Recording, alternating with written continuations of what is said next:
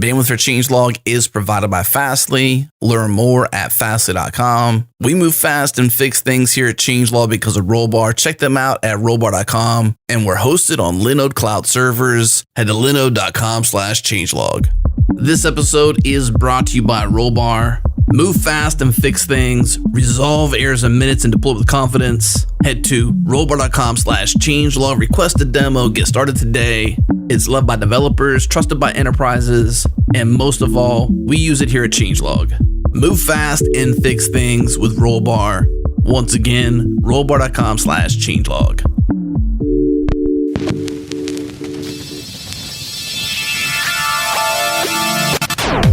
Welcome to JS Party, where we celebrate JavaScript and the web each and every week. Hey, tell your friends about the show. Everyone's invited.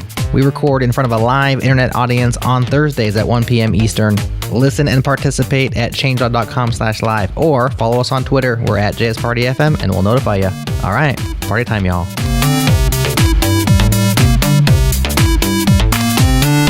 All right, hello JS Party people. It's your and my favorite time of the week. Time for a JS Party. I am your MC this week. I'm KBall, and I am joined by two very special guests today, plus one of our panelists who we'll get to in a sec. But I'm joined today by Jen Weber and Chris Manson from the Ember core team. So thank you so much. Jen, how are you doing? I'm doing great, thank you. Thanks for having us. Yeah, you bet. And Chris, everything okay over there? Oh yeah, great. It's definitely one of these long-time listeners, first-time caller situation. Yeah. Chris has been in our channel for forever, so I'm super excited to have him in, and he helped make this happen, synced us up with Jen to get her on board, so this should be good. We are also joined by the one and only Nick DC. Hoi hoi. And so here we go. So we're going to talk the sort of context for this episode is there was recently a very big release of Ember.js, the Ember Octane release.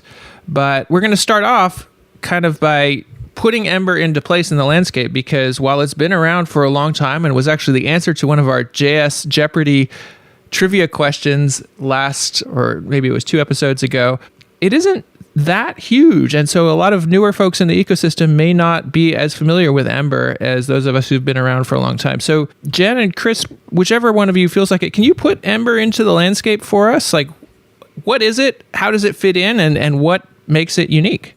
Yeah, sure. So whenever people talk about Ember, they're often talking about it amongst the other front-end JavaScript frameworks. So, React, Angular, Vue, etc. There's a whole bunch more than we tend to talk about on a daily basis when we start talking about front-end frameworks. But there's lots of them. And one of the things that most of them have in common is that you write HTML, CSS, and JavaScript in order to build apps for the web, as well as, some tools have extra capabilities for native.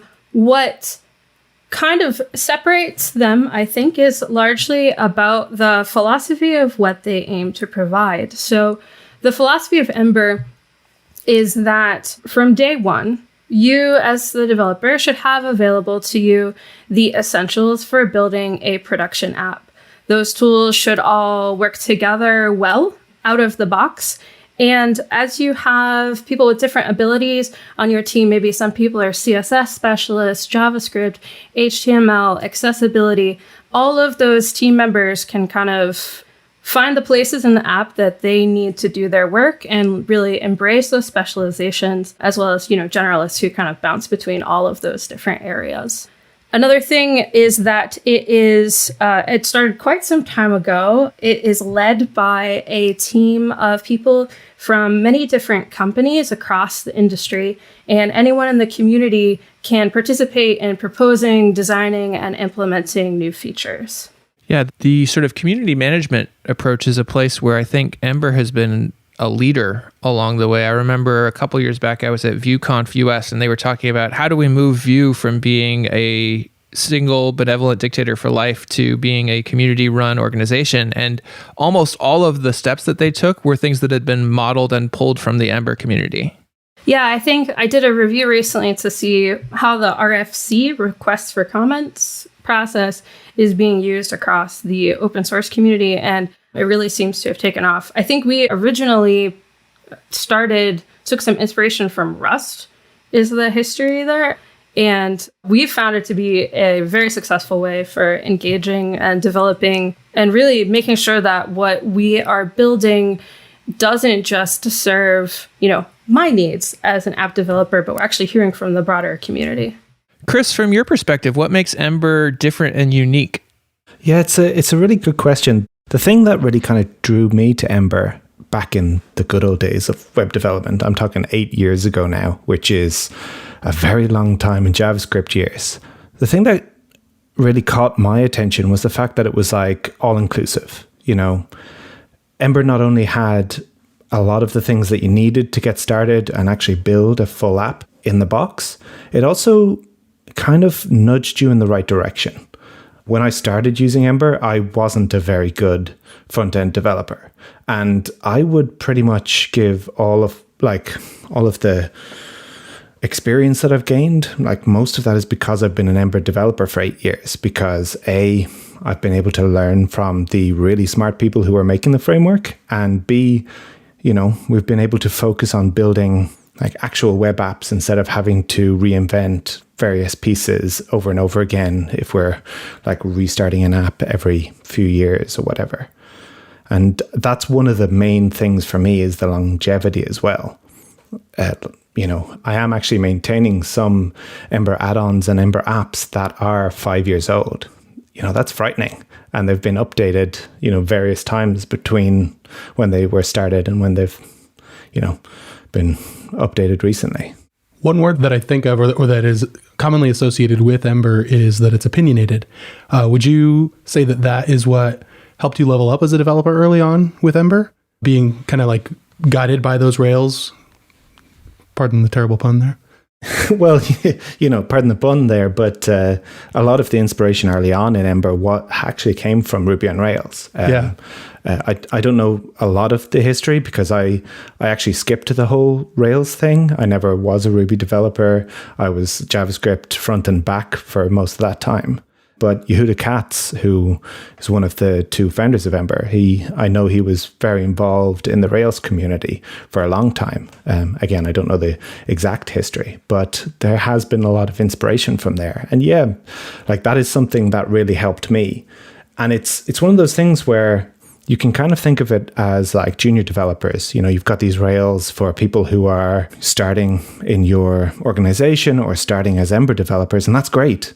But it's also a really useful tool to be able to like build higher for more intermediate and expert developers, where like using some of the concepts in Ember, you can kind of automate whole chunks of your application so that you don't have to, again, as I say, reinvent the wheel so many times. One interesting pattern I've seen there that I think may have once again been inspired by the Ruby on Rails community is this concept of Ember engines. Would either of you care to sort of explain what those are and how they work? So I don't use engines myself, but I can give a quick explanation. The idea of engines is to be able to have an application that is composed of many separate applications. It is best used when you have teams that already work and operate separately who need to have some sort of coordinated collection point for their application. So engines isn't the norm amongst people who are building Ember apps, but it's certainly one of the options that's available. Interesting. I was thinking about it. So I'm not an Ember developer. I haven't done much there, but I used to do Rails a lot. And there, one of the cool things was you could, for example, get authentication just out of the box rather than everyone having to build their own auth setup. You installed an engine of, I don't remember, Devise or something like that was, and you had authentication and user management and all these different things without having to build that yourself. And that's something that I think on the front end we've been lacking a lot. Everyone ends up rolling their own auth solution, or they use a third-party service rather than just having something that works. So I was curious if that was how it was getting used. It sounds like it's more being used for like micro front end type stuff inside of a team to let independent teams, but yeah, it's more about that micro front end type architecture. The equivalent of what you're speaking about, it's so nice to just be able to install something and have it be working. I also did Rails for a little while and had a similar kind of experience where when I was working in Node backends at a startup, every once in a while I would just think to myself, oh, I wish this was a Rails app. I really do. Because I was writing a whole bunch of things myself. But in Ember, we have NPM packages that we refer to as add-ons. Add-ons are specially made to work within the Ember ecosystem. They have a pretty cool system of backwards compatibility that lets, if I'm using Ember 3.15, I can use an add-on that's 3.12. And likewise, if I'm on 3.12 and the add-on's on 3.16, if the add-on author has followed the best practices, that add-on's still going to work for me. And those add-ons do include things such as authentication. So huge library of different kind of plug and play options there. Yeah, that's something that's really powerful when there's so much like structure around the application. First off, if you go to a new Ember project, it's probably going to be similar to the other Ember projects that you've done because it's following a very similar like directory structure and things like that. But then it really makes it easy to build those add-ons because you can contribute to everyone because everyone's kind of going the same path and not reinventing the wheel. So it makes it really easy for a plugin author or an engine author to be able to also plug in and probably work with your application as well. Mm-hmm. Yeah. And it does take a bit of work on their end. The add-on author has to do things like run tests against all of the long-term support versions of Ember if they want to make sure that their add-on works for everybody. But new add-ons come with that structure out of the box again to kind of like nudge people towards this way of building apps that is more focused on providing backwards compatibility, but still taking advantages of, the latest features. So they might use things like polyfills, for example, in order to let them bring in newer features that might not necessarily be included in the user's apps. The approach to backwards compatibility and upgrade paths is something that I feel like, at least in the JavaScript community, seems to be pretty unique to Ember. Like one of the things I remember talking with somebody about, there was actually some confusion about, is this idea that new features are never released in major versions. Major versions are used for getting rid of old deprecated features, which is, when you kind of walk through it, ends up making an incredible amount of sense for maintainability, but is not how most people use versions. Would either of you like to sort of walk through how that works in Ember and why it's helpful? Yeah, it's pretty unique. And even within the Ember community, it sometimes is tough for people to wrap their brains around just because there aren't that many examples of other places doing it. So Octane, which I know we haven't really gotten to that yet, but it's a really good example of this use case. Whenever new features get added, we try to do so without deprecating things in the same sweep. So if someone proposes an RFC and says, hey, I really want to see this feature be available, and also we need to remove this other thing, we work with them to decouple those so that we get the new feature in, we make it compatible with the code base that's already there, then introduce the deprecations. And some of the ways that we can achieve big, splashy, like different, what would be like breaking features, you might say, is through the use of opt-in flags. So for example, say I really want to adopt some totally different way of doing something, I could turn on that flag, or I could not. And this gives teams a way to migrate slowly at their own paces and not have things changing out from under them. Even if it's someone who's building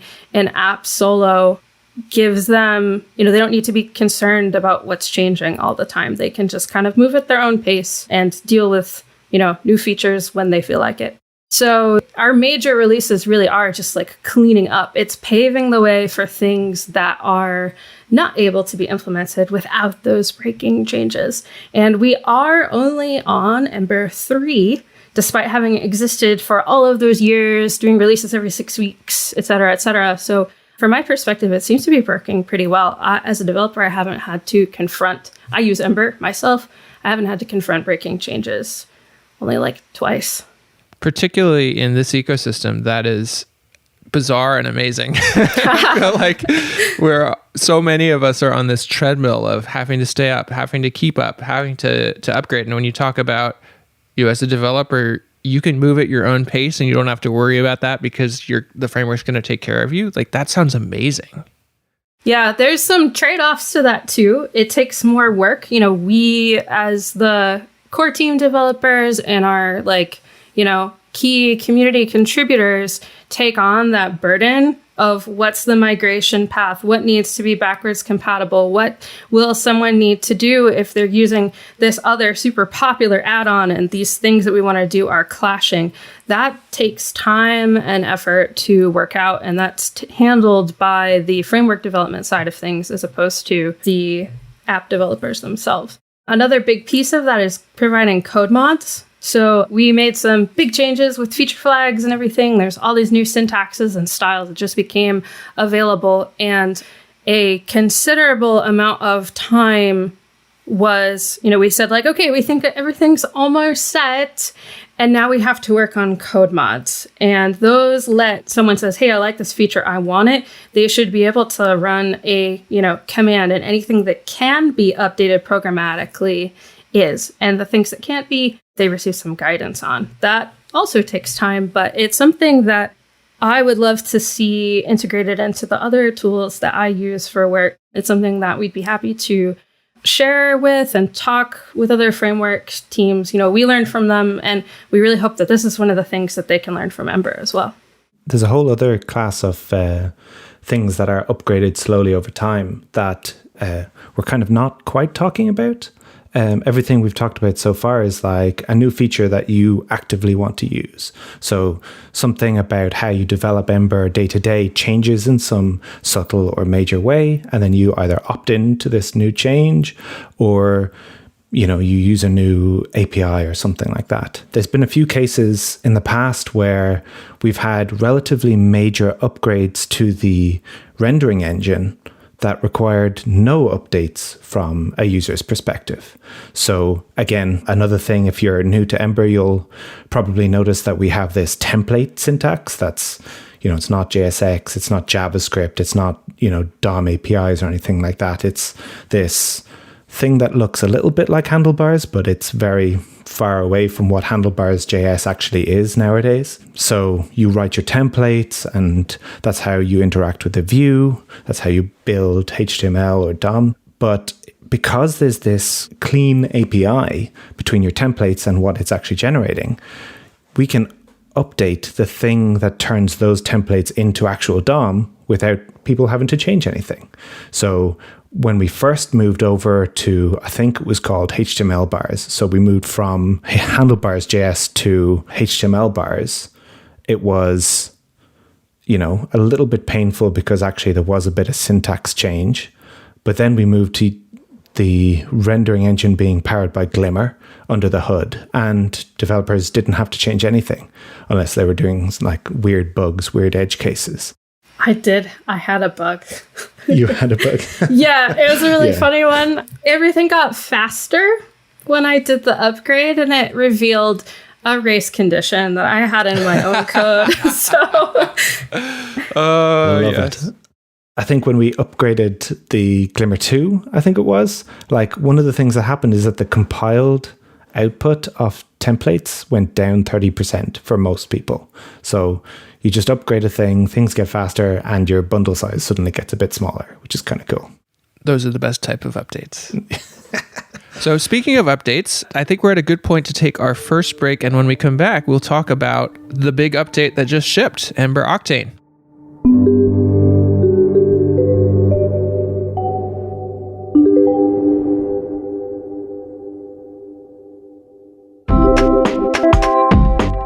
This episode is brought to you by DigitalOcean.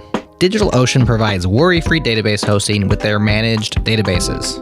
If you need to get data in and out of Postgres, MySQL, or Redis, call on the world-class support teams at DigitalOcean and stop wasting time on setup, backup, and maintenance. Get simple, predictable pricing. Get detailed documentation. Get up and running in minutes so you can get on with your business. What are you waiting for? Head to do.co/changelog. Again, that's do.co/changelog.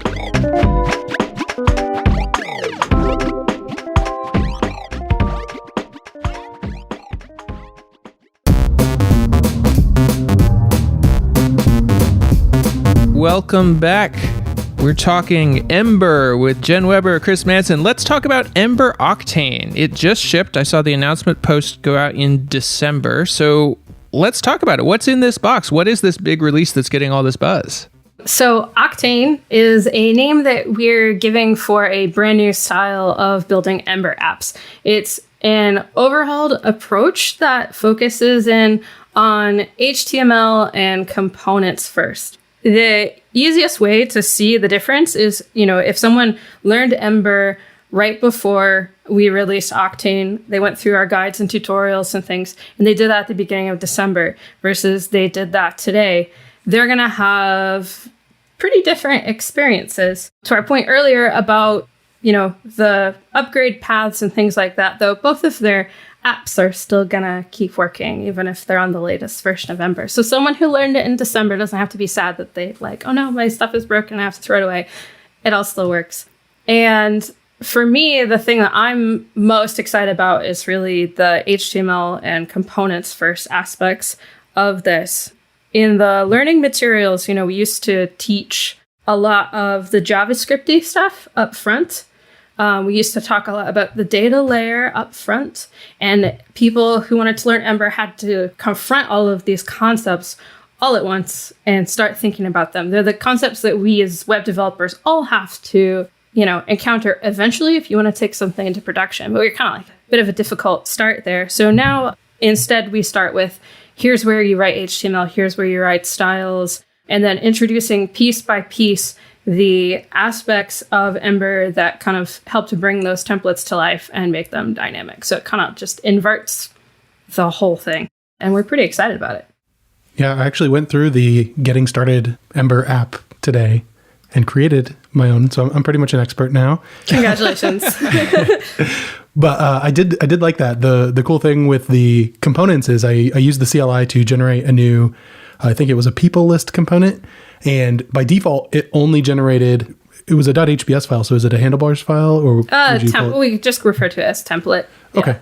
Yeah. So it created the template file and nothing else. And so I could just use that. And then a later step was, well, we actually want to bring in data and use that. So actually just create a JavaScript file of the same name and put a class in there. And then I was able to just keep going and working. So that was pretty cool, being able to only create what I need.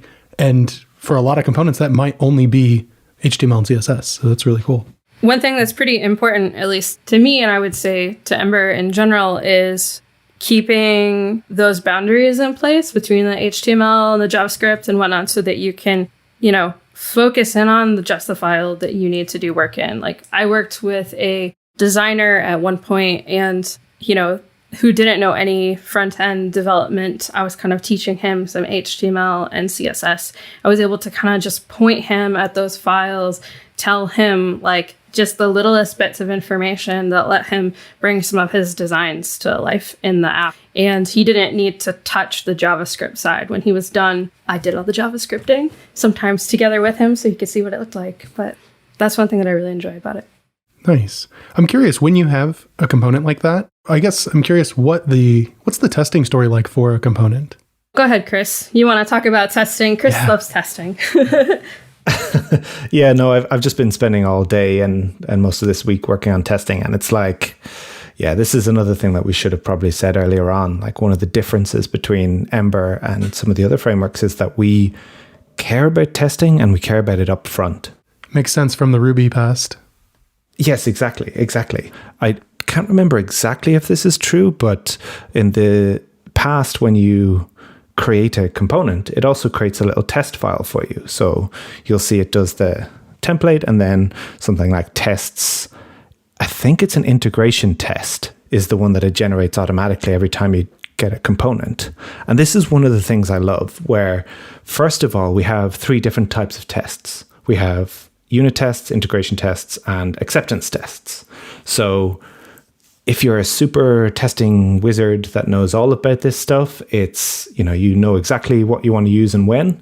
You can pick the right tool for the right job. But if you're a beginner and you've never done testing like this before, you get a template, you get a test generated for you. And if you look in that, it just has like a little sample that says render and then a little bit of template code, and then an assertion that gives you an example of, hey, let's check to see if this thing was rendered. So you could, if you wanted to, write all of your integration tests, and like just every component that you just write an isolated test that checks that your APIs work the way you want it to.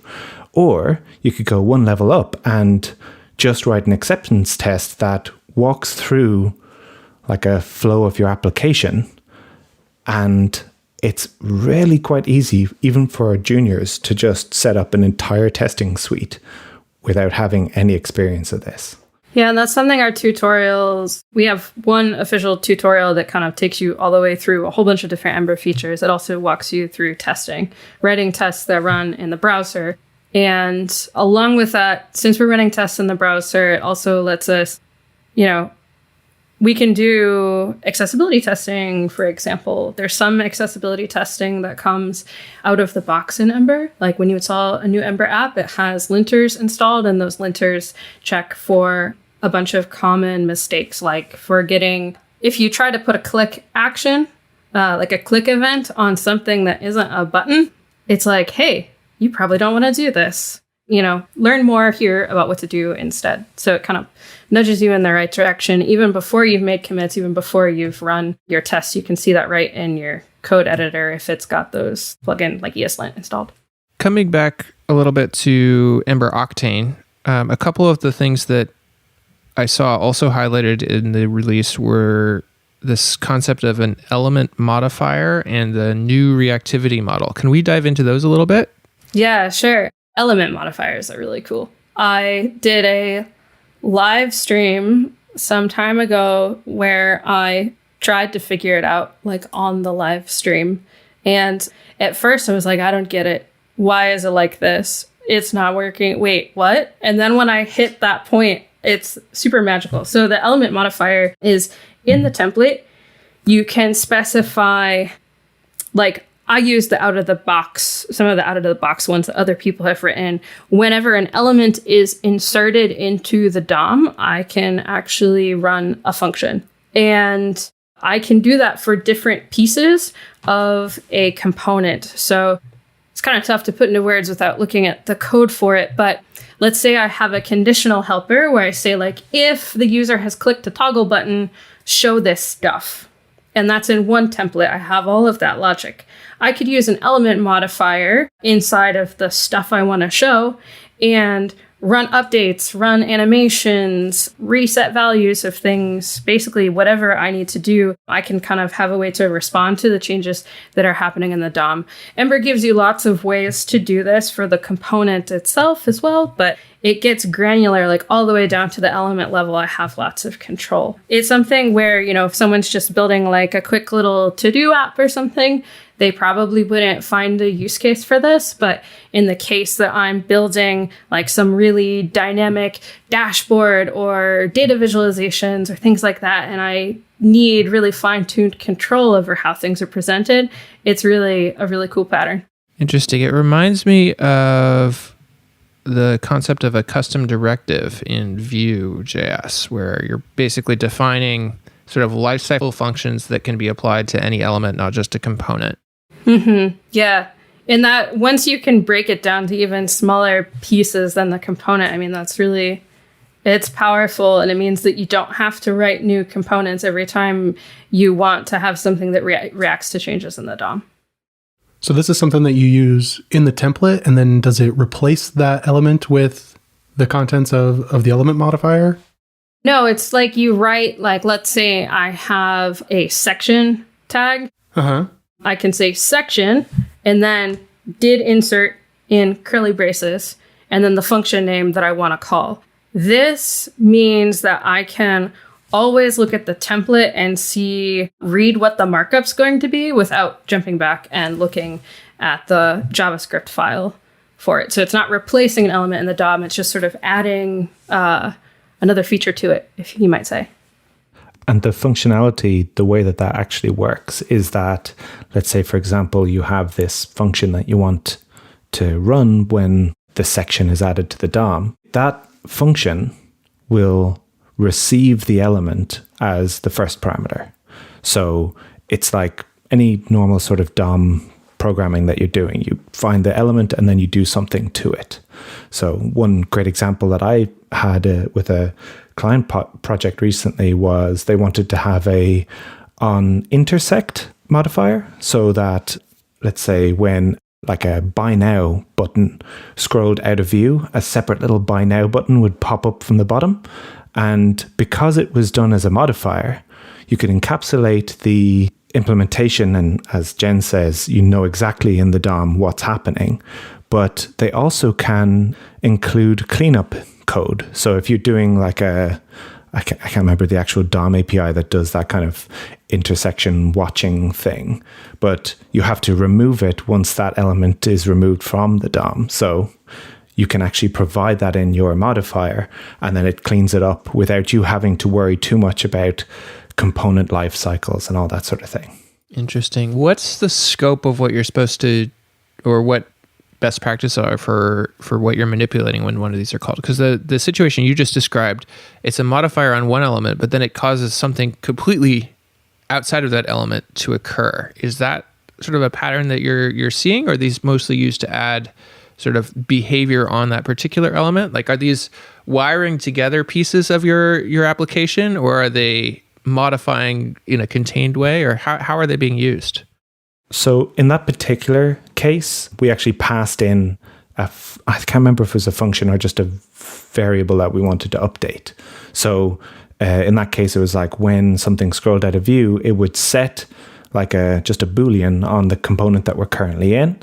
And then, as Jen was saying earlier on, you'd have like an if block somewhere else. That's like if scrolled out of view, then it would just show the other element. Got it. So it was a modifier that was kind of scoped to the component in some ways, yes. But it was like providing a way to react in a customized way. And it's one of these things, and this is kind of another core concept of the Octane release, is that we're removing some of the magic that was there in Ember. So the stuff that you didn't know exactly what was happening. In the case of element modifier, you just have a function that you're passing information. And if you don't pass the information that you need to that modifier, then it's not going to have it. It's not going to be able to get it from elsewhere. So it gets the element, but then if you want to pass other information to it, you need to do that. And it ends up passing that to the function that you're connecting to. Interesting. Okay. Yeah, it sounds a lot like directives in Vue. Huh. Cool. Are these things that you see being packaged up as libraries of reusable behavior, or do they tend to be specific to the component you're using them in? There are add-ons that people have published that share these behaviors with other apps. So for example, the one that I gave where I said, like, when the thing is inserted into the DOM, do this thing. It's called the did insert modifier. That's actually a package that I installed that somebody else wrote. It's probably one of the most popular ones, but likewise, I could, if I wanted to borrow from somebody else's work to do something fancy with hover controls, like, people can publish those modifiers as separate packages. Nice.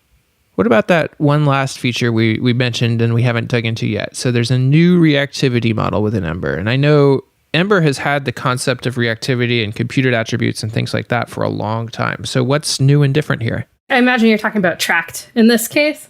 Yeah, tracked is awesome. So in Ember in the past, if you wanted your component to respond to changing data, you would write a computed function and say, hey, computed function, I want you to watch these 5 things or whatever, and run yourself an update whenever any of them change. That works great when you're working on one component, but what about when you have a component within a component within a component, and everything's kind of depending on, all sorts of things. In Octane, we have tracked instead. And so if the app should respond to changes for the value of that component property, you just label it with @tracked.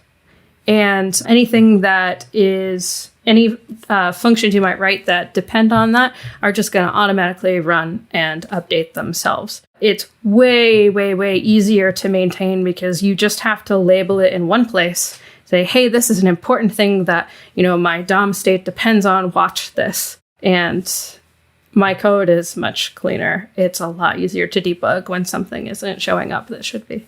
Interesting. Are there particular places you can label that, or do they have to live on the component class, or how does it all tie together?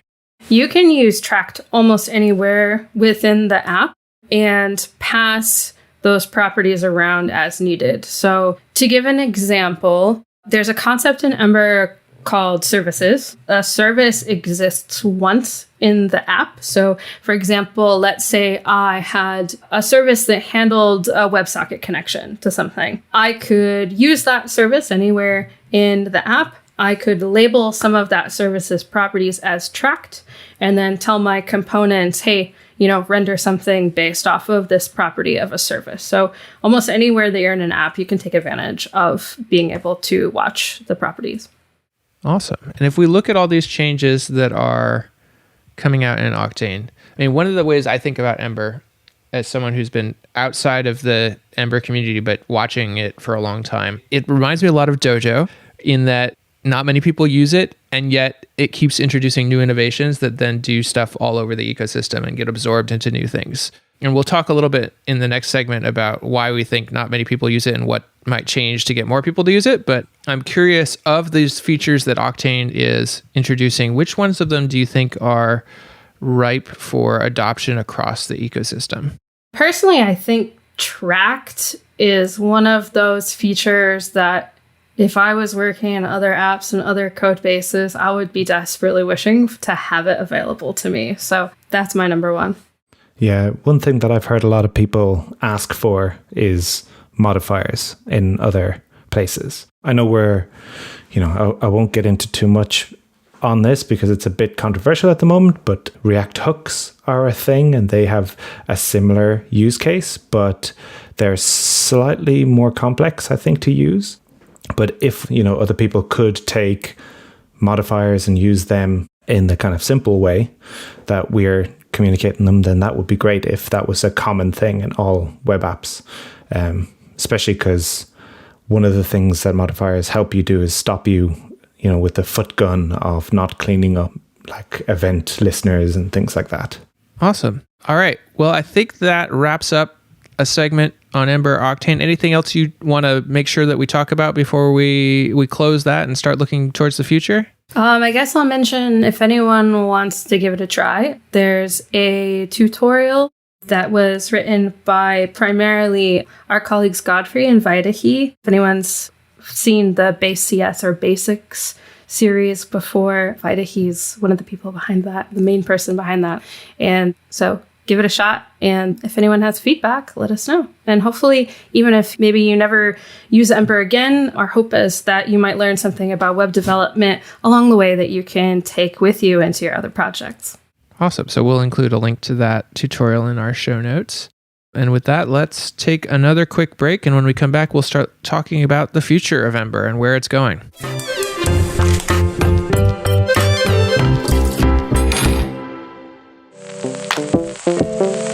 This episode is brought to you by Brave. We deserve a better internet. That's why the team behind Brave reimagined what a browser could be. Brave is like Chrome, the good parts. Even your extensions will just work. It has built-in ad and tracker blocking, easy anonymization with the Tor network, earn tokens while you browse, and use them to tip your favorite creators. And did I mention it's lightning fast? Turns out the web is super fast when you remove all the cruft. Download Brave today using the link in the show notes and give tipping a try on changelog.com.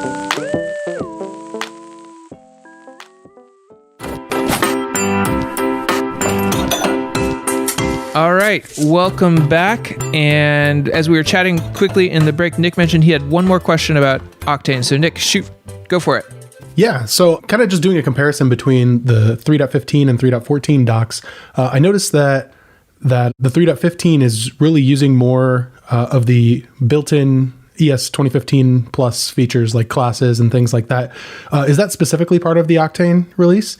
Yeah, it is. Ember started before there was such a thing as JavaScript classes, for example. Mm-hmm. And so everything in Ember was objects for a really long time. It's really great to have classes be a much more well-known concept in JavaScript land. And to be able to say, like, you know, if someone wants to level up their Ember, they can go study classes. Like I would point them towards the basics of that. Once you know classes, then it's much easier for you to see the boundaries between where, you know, this is just how classes work in JavaScript, and this is something special that Ember is doing for you. Mm-hmm. That line is really a tough one to walk across all of the front-end frameworks, because someone who's new may not know where that boundary is, and like that's a tough part. Like, it's a lot of times what people attribute to the learning curve of different libraries and tools is actually like they're trying to learn this way of writing JavaScript that they haven't done before. So yeah. What does a class mean in Ember versus a class in Dojo Toolkit, for example? I have no idea, but exactly. I've never used it. But JavaScript classes are kind of the foundation there. So I'm curious, was there a particular feature that you were waiting, or like a certain amount of adoption for it to only now be part of the 3.15 release? Yeah, so there was the kind of the elephant in the room around decorators that was holding us back a little bit. We saw with Angular and TypeScript where they adopted decorators very early on this. How do we refer to it now? Do we call it stage 3 decorators or something? The one where they were super dynamic and you could do a whole bunch of things with the decorators. We didn't want to jump in on that too early because we care so much about backwards compatibility. Like, the worst case scenario for us would be something like what happened with Angular, where they made it a huge part of their system, and then what decorators meant changed in TC39. So we were kind of waiting partially for that to kind of land, but then obviously because it's taken so long, we decided ultimately to make a little bit of a bet that the conversations are going in the right direction now. And one of the things that's interesting to think about in this same conversation about classes and TC39 is that Ember has had a bit of an influence in the wider JavaScript community through some of the work that Ember core team members and founders of Ember have had on TC39. And a lot of the details, you'd have to probably get either Tom Dale or Yehuda Katz on to chat to them about it.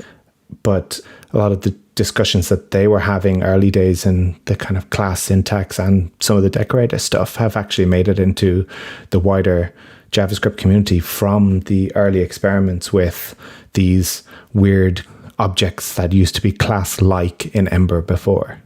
Yeah, and I'll add, we put in support for classes like, I don't know, maybe a year ago.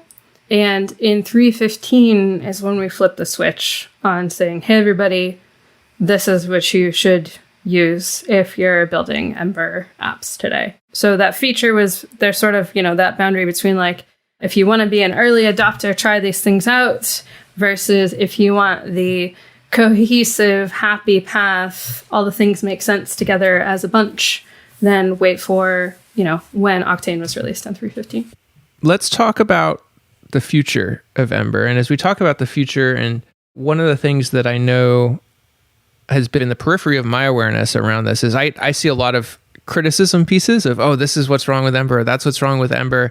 And I didn't realize until we were talking about this leading up that those are there because you ask for them, because the core team actually asks all of the Ember community to write up what are the biggest criticisms they have of Ember to move things forward. So far from being a sign of the lack of health of the framework, they're actually a sign of the robustness of the community and their willingness to self-critique. So that's super cool. I think I'd like to talk about a couple of those common critiques and use that as a springboard to talk about what the future of Ember looks like. So one of those that you've heard many times is bundle size. Ember's pretty big.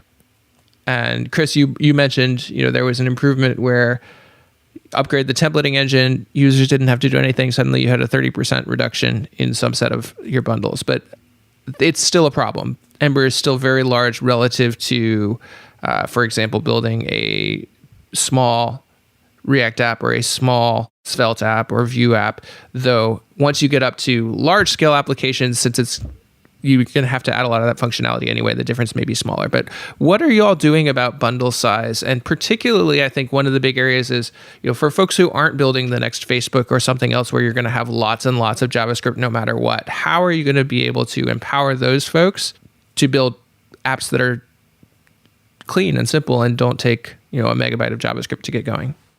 Yeah, so that is something that a lot of people are working on in many different angles. When it comes to some work in progress is around, we talked about deprecations. Imagine if you don't have any deprecations, being able to ditch that code and not include it. That's a big one. That's something that I know there's a couple people working on.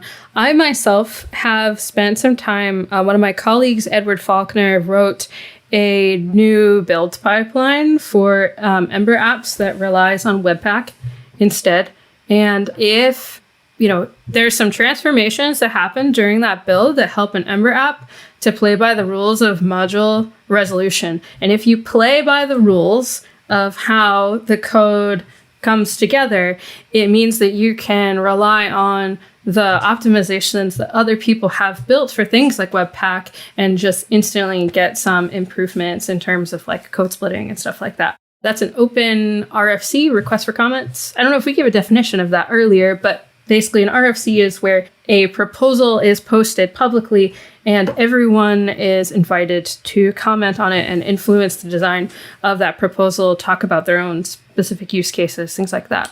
So there's an RFC open for that. Once RFCs get merged is when it's sort of like the green light for like, hey, if this thing was implemented as the spec is described, it could be part of Ember. And so right now that's something that's in a big, definitely up for discussion. It works today to build your app in these new ways that let you make optimizations. But again, our job doesn't stop there. We have to consider how it impacts all of the add-ons and things that people have already written and make sure that we plan out those migration paths. So it takes time, but it's things that people are working on. And what we are really aiming for is, again, kind of that zero config freebie update experience where you don't have to do anything, or maybe you only have to do like a little bit and you get these benefits. So there's also an extra thing to say, just back on the Octane conversation. One of the key features of Octane was removing the need for jQuery. And this is one of the things where Ember's been around forever. And back in the early days when we were supporting IE6, we didn't do all of the DOM updates ourselves. So a lot of the core framework code was just built on top of jQuery, which, allowed us to move fast. And it was a great idea back at the time. But then as, browser APIs, did so much better at unifying, there was less and less of a need for jQuery as a core part of Ember. So if you opt in to the removal of jQuery and any new app after Octane, when you generate it, it will already not have any jQuery in it. You can, install it again if you need to use jQuery for something specific. But that's already, I think it was like 80 kilobytes compressed, just knocked off the vendor bundle, like in one flag switch, you know what I mean? Another critique that I think is pretty interesting, and it sounds like Octane goes a long way towards addressing it, was that Ember was very slow to move to the component-focused model of web development. And this is something that React really blazed the path forward on, but it seems as though every framework has been moving in that direction of thinking about the way that we structure our applications as a set of components that interact. And there's a phenomenal blog post that I think, Jen, you sent me, where Andrew Callahan talks about how there were so many different ways in which, this is almost a component, but not quite, because you do it in this other way. And this is almost a component, but not quite, and do it in this other way. And it sounds like that is changing. I'd love to get a sense of, like, is that totally fixed now? Is that in the process of being fixed? Is that something where you see a different path forward? Like, how are you thinking about the way that Ember structures its world on how you think about an Ember application moving forward? And is it moving to this idea of completely component-oriented architecture, or are there still more pieces? So one of my fellow core team members, Chris Garrett, did a write-up, I don't know, a year or two ago, where he described his wish for Ember to be what he referred to as a component service framework, with the idea being that, you know, as developers, we spend most of our time writing components. But you still also need other types of things in your app that help to tie them all together, and that's referred to as the services. Truly, I think the biggest shift for Octane when it comes to putting components first is really just in the learning resources. Since Ember is, you know, maintained and led by people from all different companies, we don't have a dedicated person who sits and works full time on our docs or like goes around to do, you know, DevRel and stuff like that. We rely on many hands and also many insights to pull that together. But that kind of restructuring of like, how do you even teach someone to use Ember is an enormous amount of work. And with Octane and that kind of like push of, hey, there's all these other things that are new and different, this is the opportunity for us to overhaul it and really present a different mental model and a different learning path to people. So I'm super thankful for like a bunch of people who took huge chunks of time out to do those rearrangings, and then plus all of our community members who updated the small pieces and all of the things that needed to change in syntax. So I think, you know, from my perspective, it's just we took the opportunity to do the big overhaul on a bunch of different levels, and it was time. I think this is also a great example where if we're talking about the future of Ember, we really need to talk about RFCs in this context where, you know, yes, there are situations in Ember currently where you have to do this special type of template that's not a component to be able to do a route in a particular way. Now, if you talk to some people in Ember, that's a positive thing because there's various things that you get by having this route first model. But if you talk to other people, you get the opinions like the article that you were talking about, where it's like, oh, why do we have routes at all? Why don't we just have components? And the only real way forward for something like that in a community-driven project like Ember is for somebody to write an RFC, propose a way forward, and for us all to agree on that way forward. And then once that RFC is accepted or merged or whatever the right verb is there, for people to start doing the work. You know, it's something that myself and Jen are quite passionate about, where, you know, having an RFC merged doesn't mean that in the next version of Ember we're going to get this new shiny thing. It means it's ready for people to work on. And actually, if you really, really care about a feature like that, you should help get an RFC through the process and then, you know, put your hand up and say, hey, I'm interested in helping getting this feature through the process. And I'll tell you now, actually, you know, when I was first brought onto the Ember Learning team, like I wasn't actually a member of the core team. I was just a friend, somebody who was on the outside. But I was mentored specifically by people like Jen, like people like Mel Sumner, to figure out how to get things moving, how to get changes made in Ember. And if you are motivated, there are always people willing to help you navigate the harder parts of actually getting something done. Yeah, and there's a bunch of people who are focused on that routing thing that Chris just brought up. I think that's probably one of the last remaining pieces, now that we've got Octane out, that I know a lot of community members and core team members are working on, is that there's still, you know, you asked about where we can use tracked, for example, and I said almost anywhere. There are still a few features of Ember that you can only use within certain files and certain contexts, and it's got, you know, kind of like a sticky API around it. There are a few more of those that need work, that need cleanup. The efforts for that are underway by lots of different people. Awesome. Maybe to wrap up this future-facing section, let's ask each of you, what is the thing, whether it's in RFC or under active development or part of the community process, but what are you most excited about looking forward for Ember for the next, I don't know, year and a half? Well, that's a really good question. I know my answer if you want me to go first. Go ahead. Yes, I need to think about it for a minute.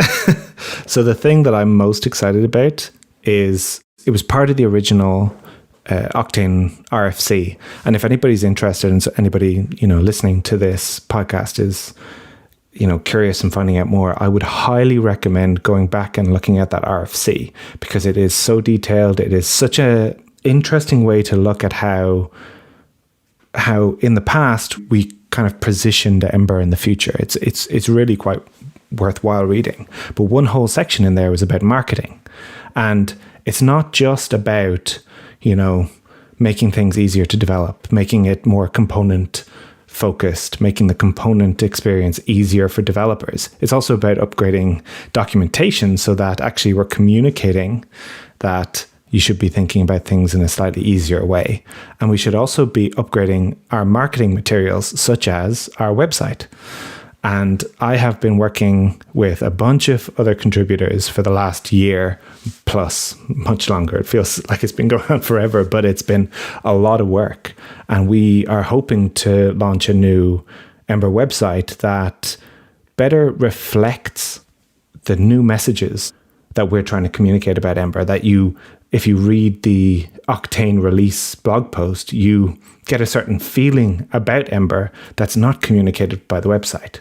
And that's something that I've been passionate about. And it's not in the next year, it's in the next month or so that the first website's going to go out. And then it's going to be over the following months that all the guides, the blog, the different parts of the website will get the new design and the new structure.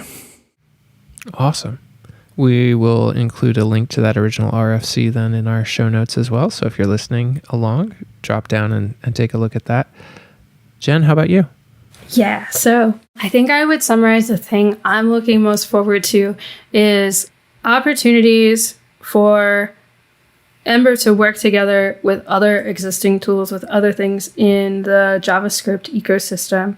Like add-ons are very cool. They serve special purposes to, help you do awesome things using Ember's features. But what I also really love is when I can just install any NPM package and start using it. That's true right now in Ember, but I think would be even if the new build pipeline work, when that comes through, if it comes through, would really just unlock Ember working together with a lot of other tools within the JavaScript community. And so that's going to be a really long road, but I would be so excited to see that happen. Anytime that we as developers can build off of what other people have learned and really lean into the power of open source, that's just a really incredible synchrony.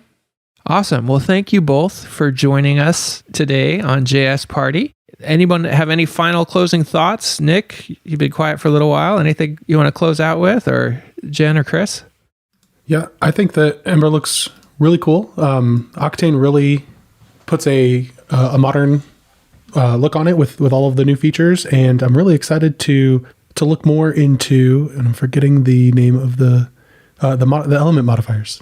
Look into that more and see how I might be able to pull them out and reuse them in other places, because that's really cool. My big takeaway, if I were to have, people listening do one thing and one thing only, would be to do what you did today, Nick, and just try the quick start, try the tutorial. Because if you've tried Ember before, like any time in the last 8 years, and you have a preconceived notion about what Ember is based on that memory, it's very different now. And it feels like an entirely new framework, even though it's not. So just try it. Spend an hour or two, and it's, a bit of fun on a weekend. My own closing thoughts, it would be that for anyone who's listening to the podcast, to always be on the lookout for things that you can do in your code that help other people work together. Whether it's the APIs that you design, it's the way that you scope the different parts of your code base, try to put on the lens of how it helps other people and how it might make their lives easier as developers so that we can all keep building cool things. All right. And with that, we're going to close this week's party. Thank you all for making this a party, especially live listeners. Those of you who are out there, thank you. You are what make this a party every week. If you're listening to this after the fact and you want to listen live, come join us on Thursdays. We record at 10 o'clock Pacific time and we broadcast it live. There's a Slack channel you can join. It's a ton of fun.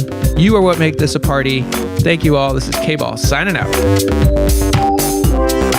Comment on this and all our episodes at changelog.com. Pop open your show notes and click Discuss on Changelog News. We'd love to hear from you. Support our work by telling your friends. Send them a text or a Slack message. Put out a tweet. We appreciate it. This episode was hosted by KBall and Nick Nisi and produced by me, Jared Santo. Special thanks to our friends Chris Manson and Jen Weber for being awesome guests. Our beats are produced by the one and only Breakmaster Cylinder, and we are brought to you by awesome sponsors. Support them. They support us. We've got Fastly on bandwidth, Linode on hosting, and Rollbar on bugs. Are you subscribed to our master feed? It's all Changelog podcasts in one easy subscription. Yes, Brain Science, Founders Talk, The Changelog, everything we ship, all for the price of a free hot dog. Thanks again for tuning in. We'll talk to you next week.